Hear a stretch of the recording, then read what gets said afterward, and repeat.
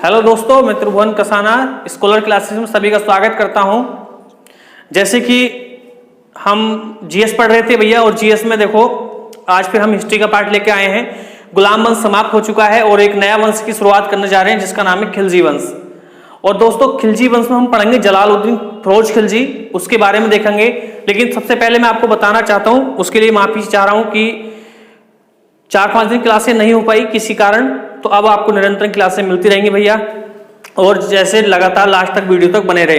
देखिएगा भैया, आज जो हम पढ़ने जा रहे हैं हिस्ट्री के अंतर्गत, उसका नाम है खिलजी वंश। कौन सा पढ़ेंगे? खिलजी वंश।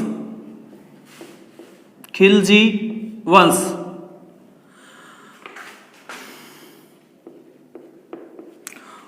और खिलजी वंश से देखिएगा दोस्तों, अगर हम बात करते हैं खिलजी वंश से, कोई ना कोई प्रश्न यहां से पूछा जा सकता है। जैसे मान लीजिएगा हमने गुलाम वंश पढ़ा, तो गुलाम वंश में अगर आप कोई भी एग्जाम दे रहे हैं लगभग उससे क्वेश्चन आपको मिल जाएगा। लेकिन अगर हम बात करते हैं खिलजी वंश, तो खिलजी वंश भी इतना ही इंपॉर्टेंट है जितना कि गुलाम वंश था। और देखो, जैसे हमने विस्तार पूर्वक हमने गुलाम वंश पढ़ा था, विस्तार पूर्वक उसके राजा पढ़े थे, सुल्तान पढ़े थे जितने भी, तो वैसे हम चाहते हैं कि खिलजी वंश को भी निरंतर उसी तरह से हम आपको पढ़ाएं, बिल्कुल कहानी के रूप में। और कहानी क्या है खिलजी वंश की, उसको हम बताएंगे।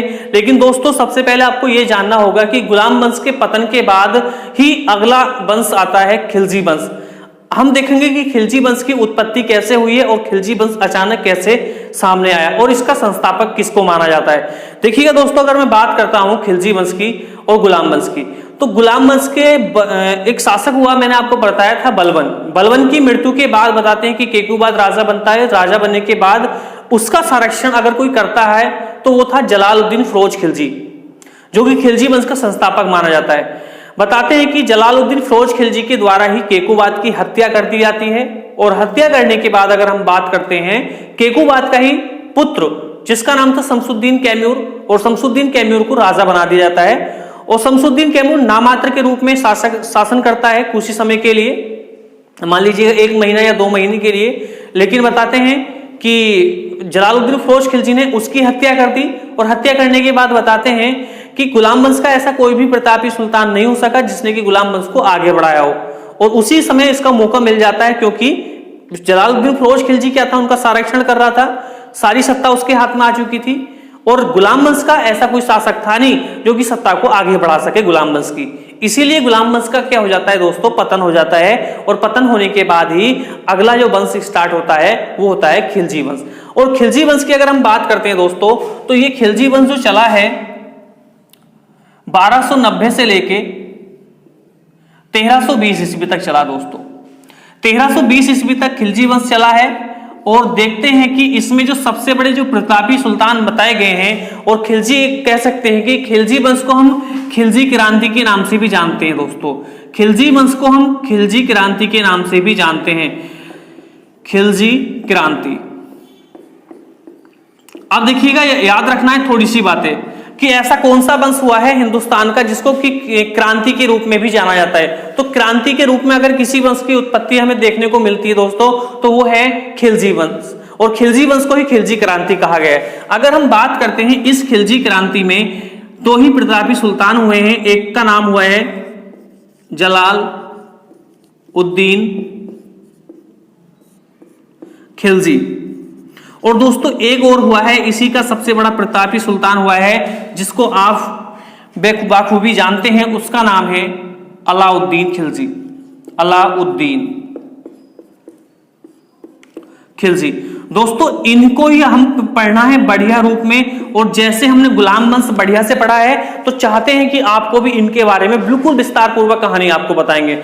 देखिएगा दोस्तों, वीडियो को अंत तक देखा करो, तभी आपको कहानी समझ में आएगी, अन्यथा आप बिल्कुल भी कहानी नहीं समझ पाएंगे। ऐसा तो नहीं कि मैं एक तरह से मतलब वन लाइन रूप में आपको पढ़ा रहा हूं, बिल्कुल विस्तार पूर्वक कहानी पढ़ा रहा हूं। तो आप कहानी को जानो, और जानने के बाद ही आप इसको क्वेश्चन, कोई भी प्रकार का क्वेश्चन कर पाएंगे। तो दोस्तों आज जो हम पढ़ने जा रहे हैं इस खिलजी क्रांति में या खिलजी वंश में, उसका नाम है जलालुद्दीन फिरोज खिलजी। देखते हैं कि जलालुद्दीन फिरोज खिलजी का कैसे शासन रहता है। हेडिंग डालने सभी लोग, जलालुद्दीन खिलजी।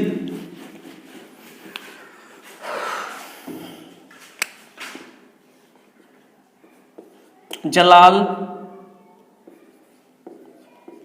उद्दीन खिलजी। अब देखिएगा, हम जलालुद्दीन खिलजी की बात करते हैं तो ये ऐसा सुल्तान है हिंदुस्तान का दोस्तों कि बहुत ही एक बूढ़ा सुल्तान था। अब बूढ़ा सुल्तान की अगर मैं इसकी आयु देखूं तो इसकी जो आयु बताई गई है जब ये राजा बनता है तो वो 70 से 80 वर्ष बताई गई है। 70 वर्ष बताई जाती है, कहीं कहीं 80 वर्ष, लेकिन आप इसको 70 वर्ष ही रखेंगे। 70 वर्ष की आयु में क्या बनता है? सुल्तान बनता है दिल्ली सल्तनत का। अगर मैं इसकी बात करता हूं दोस्तों इसी जलालुद्दीन फिरोज खिलजी की, कि ये हिंदुस्तान का अगर मैं बात करता हूं, हिंदुस्तान का पहला ऐसा सुल्तान है जो कि सबसे अधिक, अगर हम बात करते हैं सबसे अधिक आयु में क्या बना था, ये सुल्तान बना था। अधिक आयु में अगर आपसे दोस्तों पूछा जाए कि सबसे अधिक आयु में सुल्तान बनने वाला पहला राजा बताओ तो उसका नाम आता है सामने, जिसका नाम है जलालुद्दीन फिरोज खिलजी। अब देखते हैं दोस्तों, अगर मैं बात करता हूं कि जब जलालुद्दीन फिरोज खिलजी की अगर मैं बात करूं तो ये किसी का ना तो गुलाम था और ना ही अगर हम बात करते हैं ना ही इसने कोई ऐसे गुलामों के रूप में सेवा करी हो। लेकिन अगर मैं बात करता हूं दोस्तों इस जलालुद्दीन फिरोज खिलजी की कि ये अपने सुल्तानों के जैसे गुलाम वंश के राजा हुए थे उनकी सेवा में ये जरूर रहा था, लेकिन इसने जो अपनी शिक्षा, अपनी जो उत्पत्ति करी थी वो गुलाम के रूप में नहीं करी थी, वो सैन्य रूप में, मतलब एक सैनिक के रूप में इसने कार्य किया था गुलाम वंश के राजाओं के शासनकाल में। अब हम बात करते हैं कि जे बलबन के शासनकाल में भी ये रहा था। अगर मैं बात करता हूं तो केकूबाद के शासनकाल में भी ये रहा था। शमसुद्दीन कैम्यूर का संरक्षण इसने किया था। अगर मैं बात करता हूं तो रजिया सुल्ताना के शासनकाल में भी ये रहा था। अगर मैं बात करता हूं दोस्तों कि लगभग इसने सबसे अधिक राजाओं का शासनकाल देखा है, मतलब कि ये खिलजी वंश का ऐसा राजा है दोस्तों कि सबसे अधिक सुल्तानों का इसने शासनकाल अपनी आंखों के सामने देखा था। सबसे अधिक सुल्तानों का इसने शासनकाल अपने आंखों के सामने देखा था। कि अगर आपसे पूछा जाए कि ऐसा सुल्तान कौन सा हुआ है जिसने की सबसे अधिक सेवाएं सुल्तानों के कार्यकाल में दी थी, तो वो है फिरोज खिलजी, जलालुद्दीन फिरोज खिलजी। अगर पूछा जाए कि सबसे अधिक शासनकाल किस सुल्तान ने देखा है दिल्ली सल्तनत में अपने राजाओं का, तो वो है जलालुद्दीन फिरोज खिलजी। 3-4 फैक्ट यहां से बन सकते हैं, थोड़ा सा ध्यान रखना है। अब देखते हैं दोस्तों जलालुद्दीन फिरोज खिलजी का राज्याभिषेक कैसे कैसे होता है। अगर जलालुद्दीन फिरोज खिलजी की अगर मैं बात करता हूं तो ये इसका जो राज्याभिषेक हुआ था, अगर मैं बात करूं इसी जलालुद्दीन फिरोज खिलजी का राज्याभिषेक, तो राज्याभिषेक जो हुआ था इसका, वो हुआ था किलेखरी का किला। इसके अंदर अगर मैं बात करता हूं तो इसका ये राज्याभिषेक हुआ था। इसने दिल्ली में अपना राज्याभिषेक नहीं कराया था। यही कारण था कि अगर मैं बात करता हूं कि जब गुलाम वंश समाप्त हो जाता है तो सारी जनता ये जानती थी दोस्तों कि जब ये राजा बना था कि इतना बूढ़ा सुल्तान क्या मतलब कि बूढ़ा सुल्तान क्या शासन करेगा। तो इसीलिए अगर मैं बात करता हूं तो इसने बड़ा ही अपना एक कार्य ऐसा संभाला ताकि जनता को ऐसा लगे कि भाई बूढ़ा जो है लेकिन शासन करने की इसके अंदर क्षमता है। इसीलिए बताते हैं कि ये किलेखरी में अगर मैं बात करता हूं कि इसने दिल्ली में प्रवेश नहीं करा एकदम से ही, इसने क्या करा कि 30 दिन ये कहां रुका दोस्तों, 30 दिन इसने राज्याभिषेक कराने के बाद ये किलेखरी में रुका और 30 दिन के बाद अगर मैं बात करता हूं इसकी, 30 दिन के बाद इसने दिल्ली में क्या किया, एंट्री किया। और एंट्री करने के बाद बताते हैं कि जब ये दिल्ली में एंट्री किया तो इसका किसी भी व्यक्ति ने स्वागत नहीं करा दोस्तों। मतलब कि इसकी आयु इतनी लगता था, इतनी बूढ़ा लगता था कि किसी जनता को ये लगता ही नहीं था कि ये राजा बन सकता है या राजा इसको मतलब कि ये दिल्ली की रक्षा कर सकता है। इसीलिए बताते हैं कि दिल्ली की जनता ने इसका कोई भी मतलब कि स्वागत नहीं करा और इसको लगने लगा, खुद भी लगने लगा इसको कि मेरा जनता स्वागत नहीं कर रही है। लेकिन ये जाकर सीधा क्या बैठ गया, एक तरह से कह सकते हैं कि दिल्ली सल्तनत के सिंहासन पर जाकर बैठ गया कि कोई स्वागत करो या मत करो, लेकिन ये तो राजा बन चुका था। अब देखिएगा दोस्तों, मैं बात करता हूं कुछ और इसके शासनकाल की कि बूढ़ा होने के साथ साथ अगर मैं देखता हूं तो इसमें सैन्य क्षमता बहुत थी, मतलब कि ताकतवर बहुत था ये। इसीलिए मतलब कि जनता को विश्वास तो था ही नहीं कि ये ताकतवर होगा, लेकिन इसमें क्षमता थी दोस्तों। इसमें मतलब कि अपनी दिल्ली की रक्षा करने के लिए इसमें इतनी ताकत थी इसकी भुजाओं में। लेकिन जनता ये चाहती थी कि भाई जो मंगोल अटैक चल रहा है, क्या ये मंगोल आक्रमण को दिल्ली सल्तनत को बचा पाएगा। यही उनके मतलब कि मन में मतभेद चल रहा था, मतलब कि उनको लग रहा था कि मंगोलों से ये बचाव नहीं कर सकता हिंदुस्तान का। दोस्तों अगर मैं बात करता हूं कि ये तय होना था कि जलालुद्दीन फिरोज खिलजी राजा बन पाएगा या नहीं बन पाएगा, मतलब कि बन तो गया था लेकिन जनता ने इसका समर्थन नहीं किया, अभी जनता का समर्थन बाकी था। इसीलिए दोस्तों मैं बात करना चाहता हूं कि 1290 में तो ये राजा बना, 2 साल के बाद ही बताते हैं कि भारत पर क्या हो गया, 1292 ईस्वी में मंगोल आक्रमण हो गया। दोस्तों मंगोल आक्रमण हो गया, और जब दोस्तों मंगोल आक्रमण होता है तो बताते हैं कि ये जो मंगोल आक्रमण हुआ था वो हुआ था उलुग खां के नेतृत्व में। उलुग खां के नेतृत्व में क्या होता है कि ये आक्रमण होता है जलालुद्दीन फिरोज खिलजी के शासनकाल में 1292 ईस्वी में। दोस्तों अगर मैं बात करता हूं कि उलुग खां की, तो उलुग खां बताते हैं कि चंगेज खां का पौत्र था, और इसने 1292 ईस्वी में एक भयंकर सेना के साथ कह सकते हैं अटैक किया, और जब दोस्तों अटैक हुआ तो इसी जलालुद्दीन खिलजी ने मंगोलों को दंडित करने के लिए दोस्तों विशाल सेना भेजी, और खुद स्वयं बताते हैं कि सेना के साथ पहुंचा। और देखते हैं कि यहां पर जब मंगोल और खिलजी सेना लड़ती है तो देखिएगा दोस्तों जनता यहां पर देख रही थी कि एक बूढ़ा सुल्तान क्या मंगोलों से बचाव कर पाएगा दिल्ली सल्तनत की। दोस्तों बताते हैं कि निर्णय हो चुका था, निर्णय यही हुआ कि इसमें उलुग खां जो मंगोल थे इनकी पराजय हो जाती है, और खिलजी वंश का जो राजा था जलालुद्दीन फिरोज खिलजी ये जीत जाता है, और जीत जाने के बाद बताते हैं कि इन मंगोलों को बंदी बना लेता है, और बंदी बनाने के बाद बताते हैं कि इसने एक नई चीज की शुरुआत कर दी। वो नई शुरुआत क्या थी दोस्तों, जब इसने मंगोलों को बंदी बनाया तो बंदी बनाने के बाद दोस्तों अभी तक मैंने आपको जितने भी राजा पढ़ाए हैं, जितने भी गुलाम वंश के राजा पढ़ाए हैं, मंगोल गुलाम वंश के राजाओं से घृणा करते हैं, और गुलाम वंश के जो राजा थे वो मंगोलों को मार रहे थे। वही बलबन ने क्या किया, मंगोलों का रक्तपात किया।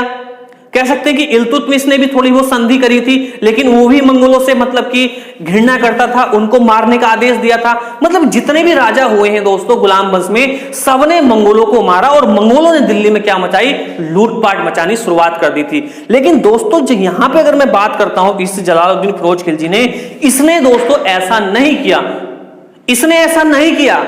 अब इसने ऐसा नहीं किया तो क्या किया दोस्तों, तो मैं आपको बताना चाहता हूं कि जब मंगोलों को बंदी बना लिया गया तो मंगोलों की बात सुननी इसने शुरुआत करी, मतलब कि मंगोलों से वार्तालाप किया कि भाई आप भारत पर आक्रमण कर रहे हैं तो ऐसा क्या दिक्कत है आपको, मतलब क्यों आक्रमण कर रहे हैं। मतलब कि कह सकते हैं कि मंगोलों की बात सुनने वाला, उनका मतलब कि नेतृत्व करने वाला मंगोलों का वो कोई व्यक्ति था तो वो जलालुद्दीन फिरोज खिलजी था।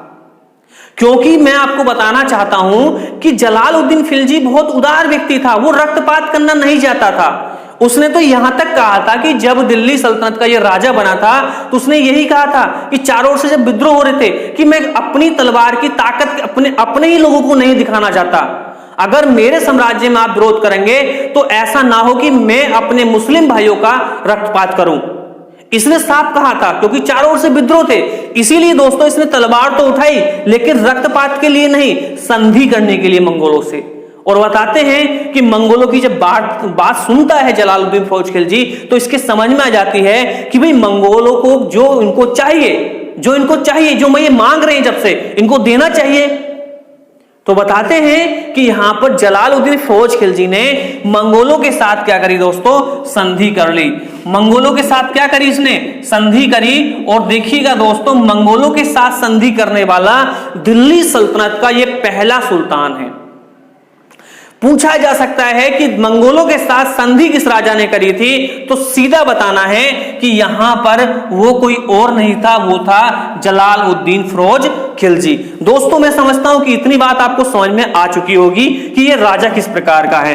देखते हैं कि भाई आगे क्या होता है। अब देखते हैं कि भाई संधि हो जाती है मंगोलों के साथ, तो मंगोलों के सामने जब प्रस्ताव मंगोलों ने रखा कुछ जलालुद्दीन फिरोज खिलजी ने भी रखा। इसने कहा कि भाई हम आपके साथ संधि कर लेंगे, हम आपको घर भी देंगे, आपको कुछ भी मतलब जो सम्मान आपको चाहिए दिल्ली सल्तनत में, जो आज तक किसी राजा ने नहीं दिया, वो सम्मान मैं आपको दूंगा।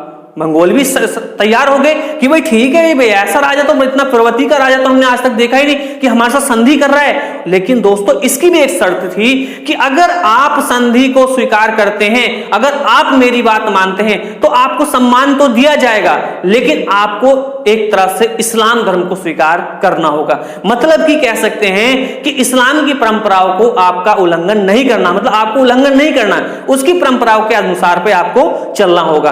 तो यहां पर देखते हैं कि मंगोलों का दो भागों में, जो मंगोल थे दोस्तों, अगर मैं बात करता हूं जो मंगोल थे, तो यहां पर मंगोल जो थे दोस्तों दो भागों में बट गए। एक तो ऐसे मंगोल जो कि उन्होंने क्या किया, इस्लाम धर्म को स्वीकार कर लिया, इस्लाम धर्म को क्या कर लिया, स्वीकार कर लिया। और कुछ ऐसे मंगोल थे उन्होंने खुद अपने आप को मंगोल ही कहा। उन्होंने कहा कि हम इस्लाम को स्वीकार नहीं करेंगे, हम इस्लाम को स्वीकार नहीं करेंगे। तो कुछ मंगोल ही रह गए और यहां पर कुछ ने क्या कर लिया, इस्लाम धर्म को स्वीकार कर लिया। और दोस्तों यहां से जब इस्लाम धर्म को स्वीकार किया, ध्यानपूर्वक सुनना इस बात को, जब यहां पे इस्लाम धर्म को मंगोलों ने स्वीकार किया तो यहां से ही नवीनतम मुसलमानों की शुरुआत भी मानी जाती है। मतलब कि नवीनतम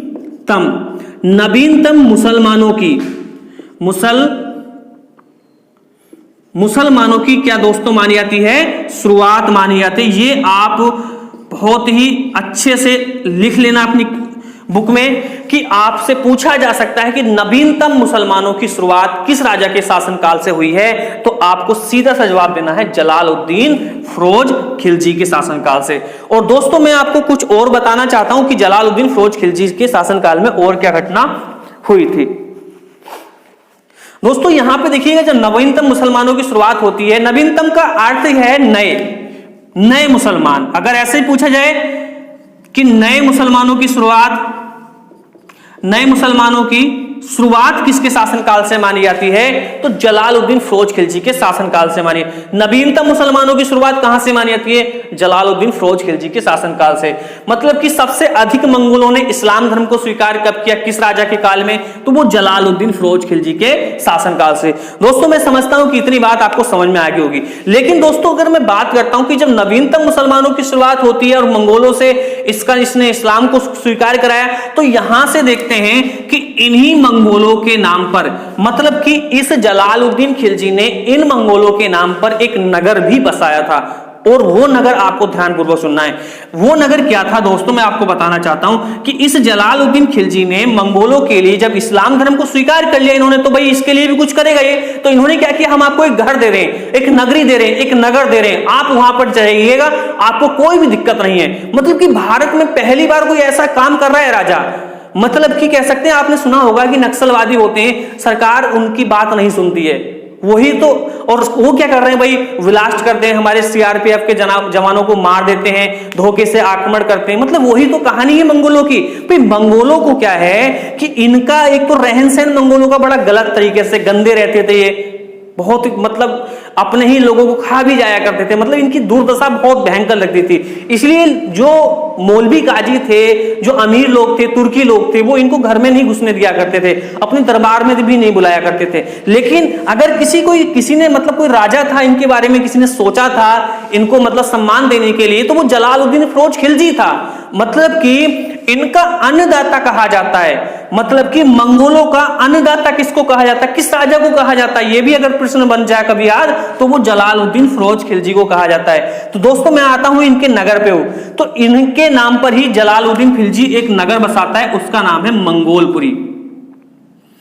मंगोलपुरी याद रखना है कि मंगोलपुरी नगर किसने बसाया था, तो वो जलालुद्दीन फिरोज खिलजी ने बसाया था। दोस्तों किसके नाम पर बनाया था, तो वो मंगोलों के नाम पर ही मंगोलपुरी नगर बसाता है। और मैं आपको बताना चाहता हूं कि ये मंगोलपुरी कहीं और नहीं है, आज भी वर्तमान में ये कहां पर है दोस्तों, दिल्ली में है। और मंगोलपुरी नाम से ही, ऐसा नहीं है कि इसका नाम भी चाहिए, विधानसभा सीट भी है ये दिल्ली की।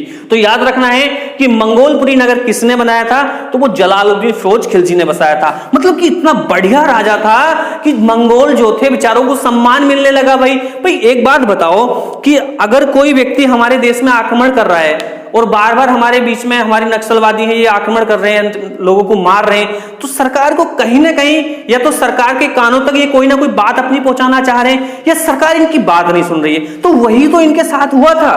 पर ये आक्रमण कर रहे हैं, कोई राजा है आके इनसे बात तो करे, इनकी सुने तो सही। वो सुनने वाला अगर कोई राजा था दोस्तों तो वो जलालुद्दीन फिरोज खिलजी था। नगर भी बसाया और नवीनतम मुसलमानों की शुरुआत भी करा दी कि भाई ठीक है, आप इस्लाम को स्वीकार कर रहे, ठीक है ना, तो कोई बात नहीं है, आप अपने जीवन को व्यतीत करो बढ़िया से जैसे सब लोग रह रहे हैं। तो मतलब कि मंगोलों के साथ बड़ा अच्छा व्यवहार किसी राजा ने किया था, तो वो कौन था? जलालुद्दीन फिरोज खिलजी। इसीलिए दोस्तों अगर मैं बात करता हूं कि इस जलालुद्दीन फिरोज खिलजी को मंगोलों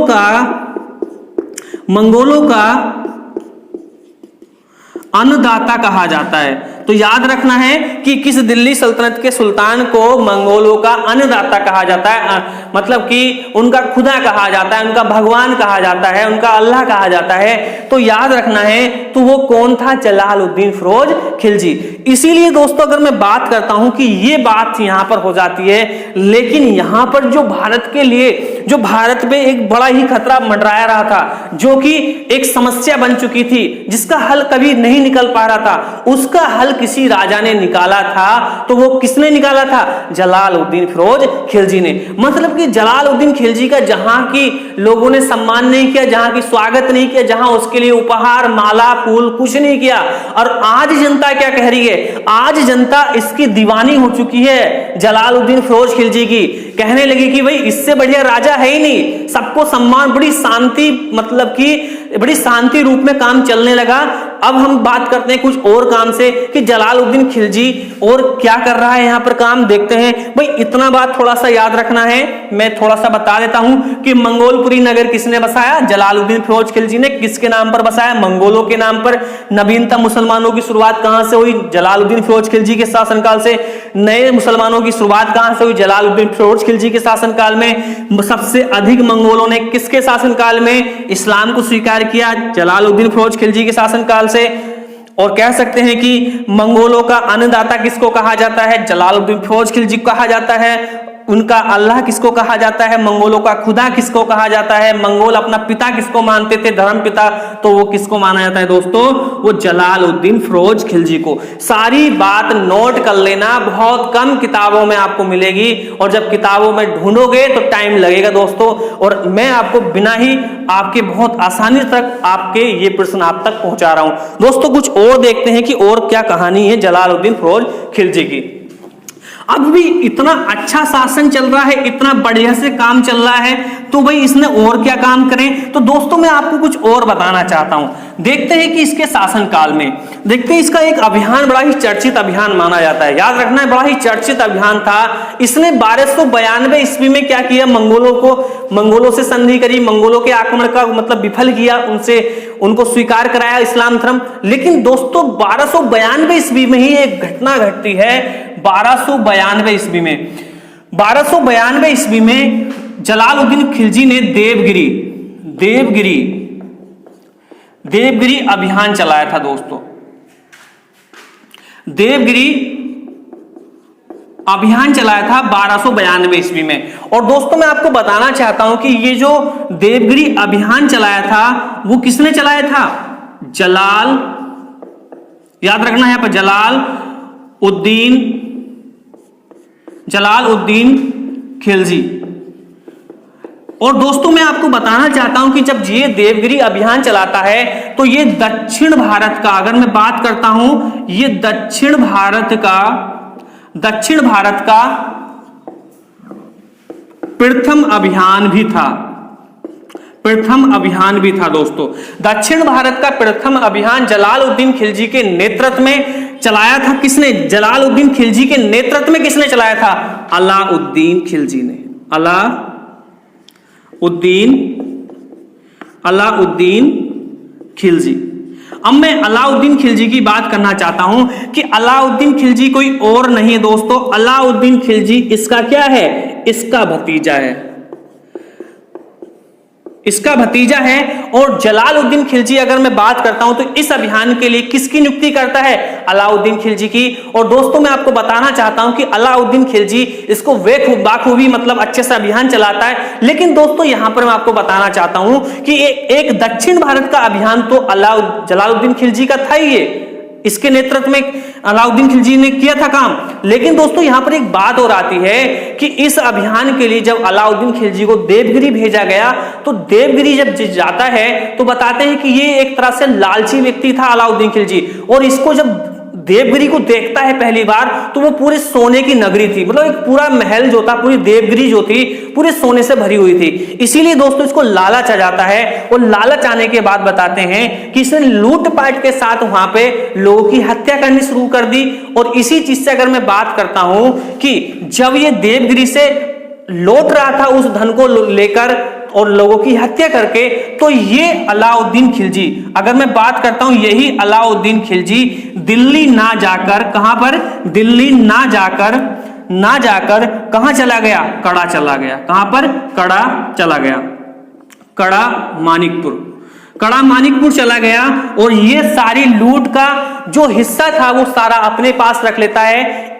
इसीलिए दोस्तों ये अलाउद्दीन खिलजी और जलालुद्दीन खिलजी में मतभेद हो जाता है और देवगिरी वाली लूट इसने मुझे क्यों नहीं दी। इसीलिए दोस्तों अगर मैं बात करता हूं कि चलो छोड़ो ये तो बात चाचा भतीजे की थी, चलो ये आपसी मैटर था। लेकिन दोस्तों अगर मैं बात करता हूं कि इसका सबसे प्रिय भतीजा भी कोई और था तो वो अलाउद्दीन खिलजी था। इसीलिए अगर मैं बात करता हूं कि अलाउद्दीन खिलजी के बारे में और जलालुद्दीन खिलजी के बारे में कुछ और बातें हम देखते हैं तो इसके शासनकाल की अगर मैं बात करता हूं कि सबसे भयंकर घटना भी याद रखना है। इसके शासनकाल की सबसे भयंकर घटना यही थी कि इसने एक सूफी संत सिद्धि मौला की हाथी के पैरों के नीचे क्या कर दी थी? कुचलवाकर हत्या करा दी थी। वो कहानी थोड़ी सी आपको जानना है जलालुद्दीन खिलजी के शासनकाल की। तो याद रखना है कि इसके शासनकाल में सबसे पहला अभियान कौन सा था? तो देवगिरी का था। किसके नेतृत्व में भेजा था? अलाउद्दीन खिलजी के नेतृत्व में। दक्षिण भारत में आक्रमण करने वाला कोई व्यक्ति था तो वो अलाउद्दीन खिलजी था। लेकिन याद रखना है कि अलाउद्दीन खिलजी ने दक्षिण भारत पर पहला अभियान किसके नेतृत्व में चलाया था? तो वो कौन था? जलालुद्दीन फिरोज खिलजी था। दोस्तों आगे चलते इसके शासनकाल की और क्या घटना है। मतलब कि अभी भी ऐसा लग रहा है दिल्ली सल्तनत को कि दिल्ली की जनता को कि भाई जलालुद्दीन खिलजी बड़ा ही बढ़िया राजा है। क्योंकि वो क्या था कि एक तरह से अगर मैं बात करता हूं कि वो तलवार का ज्यादा उपयोग नहीं करता था। लेकिन दोस्तों कहीं ना कहीं कहानी बिगड़ने लगती धीरे धीरे। वो कहानी क्या बिगड़ रही थी? कहानी ये बिगड़ रही थी कि जो अलाउद्दीन खिलजी ने वहां पर रक्तपात किया था जनता के साथ, वो कहीं ना कहीं इसको पसंद नहीं था। इसीलिए चाचा भतीजे में मतभेद हो चुका था। लेकिन दोस्तों मैं और बात आपको बताना चाहता हूं कि इसके शासनकाल की सबसे भयंकर घटना वो है सिद्धि मौला की हत्या। वो क्या कहानी है दोस्तों? मैं आपको बताना चाहता हूं कि एक सूफी संत था। क्या नाम था? सूफी संत था। उसका नाम था सिद्धि मौला।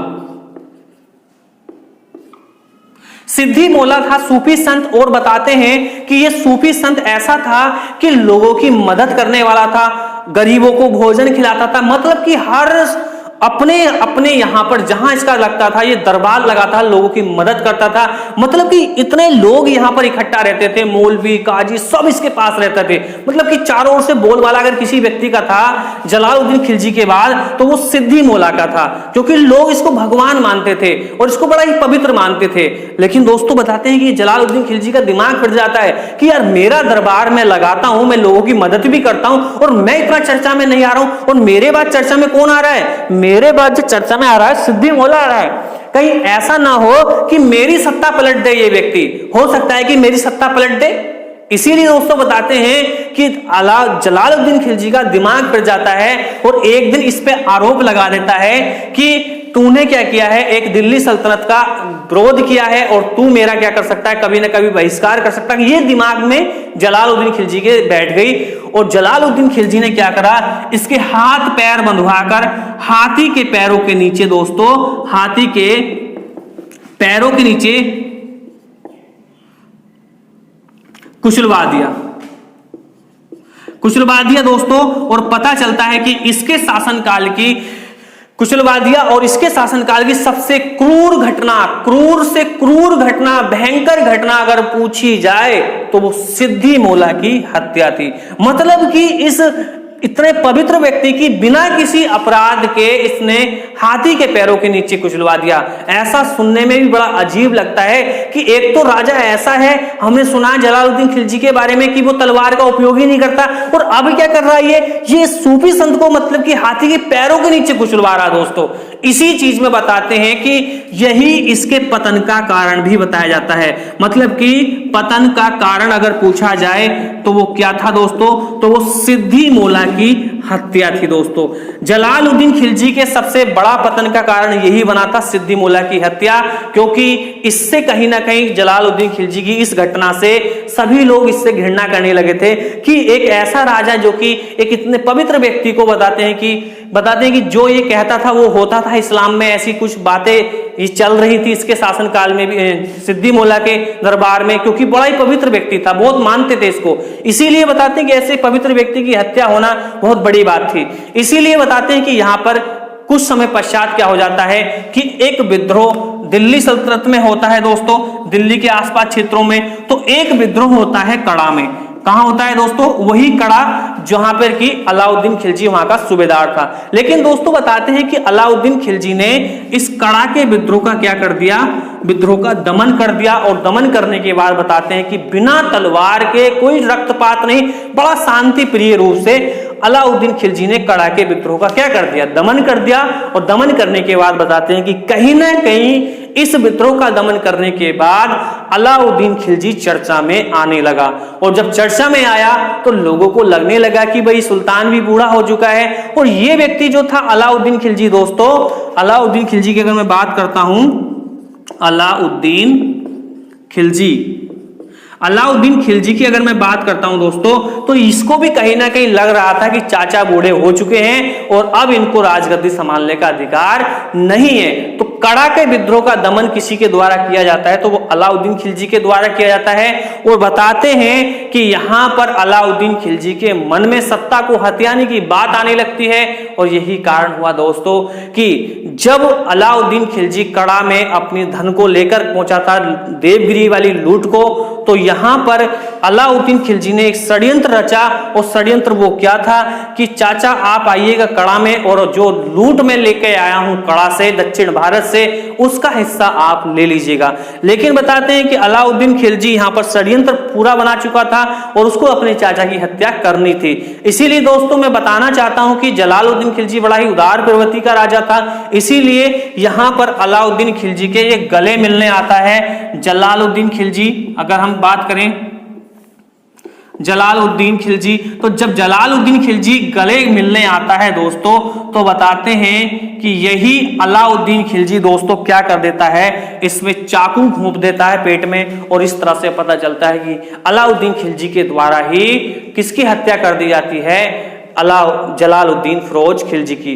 तो याद रखना है कि इसकी हत्या कहां हुई थी, तो कड़ा में हुई थी, क्योंकि कड़ा में ये विद्रोह को देखने गया था, उसकी लूट को देखने गया था। और इस तरह से अलाउद्दीन खिलजी ने फिरोज खिलजी की क्या कर दी दोस्तों, हत्या कर दी। और हत्या करने के बाद दोस्तों अगला जो राजा बन जाता है वो बनता है कौन, अलाउद्दीन खिलजी। और अलाउद्दीन खिलजी को आप जानते हैं कि वो किस तरह का राजा है, लालची भी है और कह सकते हैं कि एक तरह से अय्यास भी है। उसको मतलब हर तरीके के अगर किसी राजा में गुण है, हर गुण है, तो वो किसमें है दोस्तों, अलाउद्दीन खिलजी में। तो मैं आपको बताऊंगा, बहुत जबरदस्त कहानी है अलाउद्दीन खिलजी की, और वो मैं आपको बताऊंगा। उसके अभियान भी बहुत चर्चित हैं। जैसे कि आपको मैं बताना चाहता हूं कि अब ऐसी कहानी मोड़ पे आ चुकी है कि आपको लगेगा कि मंगोलों के एक कह सकते हैं कि भगवान की, एक खुदा की हत्या कर दी है किसने, अलाउद्दीन खिलजी ने। और मंगोल भड़क गए कि हमारे एक तरह से भगवान की हत्या कर दी है अलाउद्दीन खिलजी ने, अब हम अलाउद्दीन खिलजी को कभी नहीं छोड़ेंगे। तो इसको मैं आपको बताऊंगा अगली कहानी में, कैसे कैसे मंगोलों का सामना करेगा अलाउद्दीन खिलजी, कौन इसका मतलब कि समर्थन करेगा अलाउद्दीन खिलजी का, कैसे मंगोल बार बार अटैक करेंगे और अलाउद्दीन खिलजी को बड़ा ही परेशान करेंगे। तब तक के लिए दोस्तों मैं विदाई चाहता हूं, नेक्स्ट पार्ट में मिलता हूं, और वो नेक्स्ट पार्ट होगा अलाउद्दीन खिलजी से।